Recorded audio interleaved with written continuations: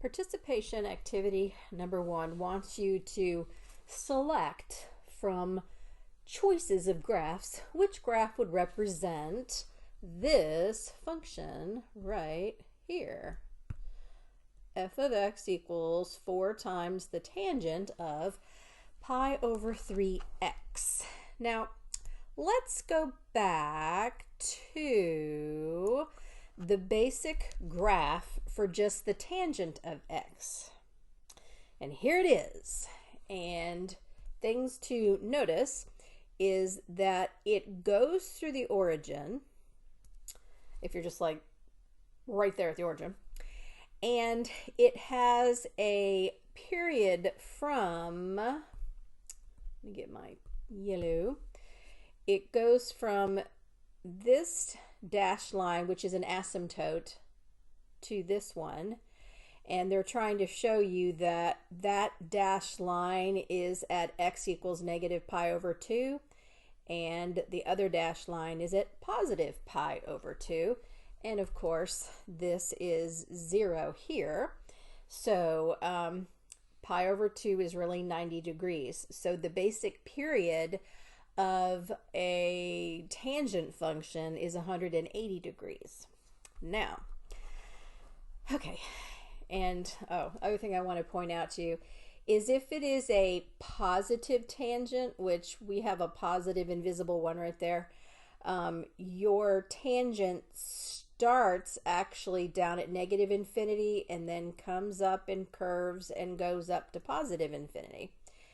Had there been a negative tangent of x, then that graph would have started up here and curved and gone down that way and finished going downwards.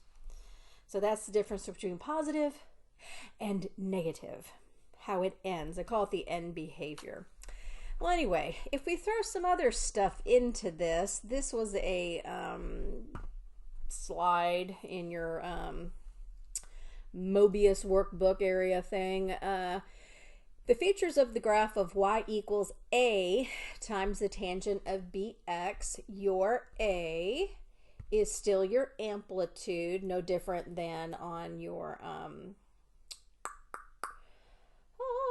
well, actually it is. It's a stretching factor because tangent goes left to right, where sine and cosine go up and down. Like sine and cosine go up and go down and go up and go down and go up and go down.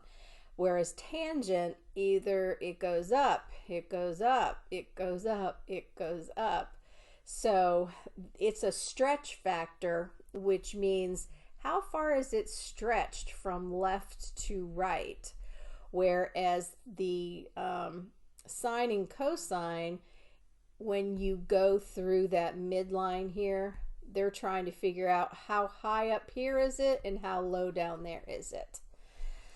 Okay, the period P is pi over the absolute value of B, which is different than sine and cosine, because sine and cosine went from, if you started here, it went up, it went down, it came back up. That was 2 pi. Tangent is only 180 degrees, so it's only pi over absolute value of B. The range, since this thing goes all the way down this way and all the way up that way, it spans the entire y-axis, so the range is from negative infinity to positive infinity. But the domain, you have to leave out those asymptotes, and they occur at pi over b, but over 2b, plus pi over bk, such that k is some integer. We'll talk about that later. Anyway, when you get to this one, I can see that it's going to have a vertical, or it's a horizontal stretch of 4, because that's the 4 in front here. So let me go with that. And then your period, the period P, is pi over the absolute value of B. And if you go back up here and look at the function, the B is your coefficient on your x. That's what's right here. Okay, so our coefficient is pi over 3, was it not? Yes, it was. It was pi over 3. So we're going to have pi over the pi over 3, because that is this, and that's what goes right there. And of course, the absolute value is positive. So what I'm doing is I'm taking pi and dividing it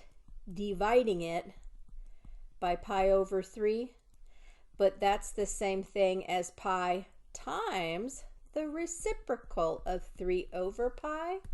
And then what happens is the pi's just cross cancel. And so the period is 3. And I grabbed this graph because it had the pi's on it, and now I realize I need just regular old numbers for this one. So let's just relabel this. I think I can highlight it in white.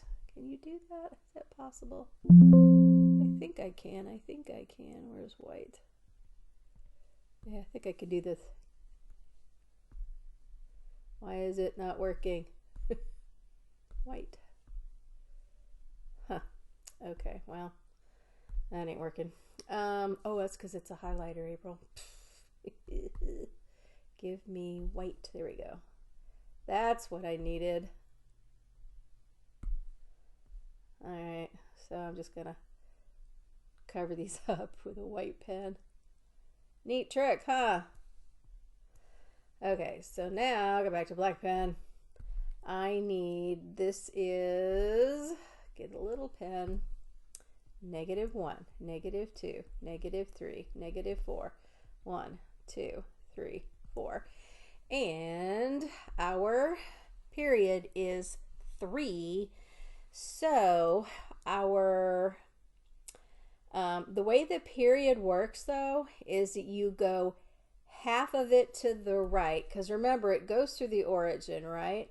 So I'm looking at a span of 3, so it has to go from -1/2 to 1 1/2.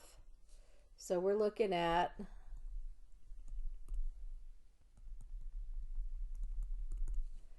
your basic trig function, or your basic tangent, is going to be in between these two lines. And of course it will repeat every 3. So 1 1/2 to the left, 1 1/2 to the right. And then when x, let's see, to get the 4 in there. So just to give you the basic look right now, let me go to a thicker pen here. At this point, I know it's going to do something like this. Okay, it's definitely not going to be doing that. It would do that if there was a negative right here, but we don't have that. So if any of the choices have this thing happening, you eliminate it. And then the 4, that's how it spans. Let's see, when that is it halfway between? Let me go back and look at the pictures so I can give you an idea of what we're doing here, where I'm at. Here we are.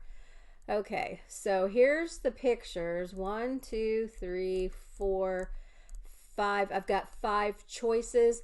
I immediately eliminate the last one because it's going downhill. When you look at this from left to right, it's going downhill. I would eliminate this one because my dotted lines go from -3 to +3. There's supposed to be a total distance of 3 in between those dashed lines. That is a total addition of 6. 3 to the left and 3 to the right. So that one's out. Same thing here. -3 to +3. That one's out. Here we go. -1.5 to +1.5. And this one's -1.5 to +1.5. What I need to figure out is, it's, okay, see how this graph, again, I hope you can see my mouse. This graph here is pointing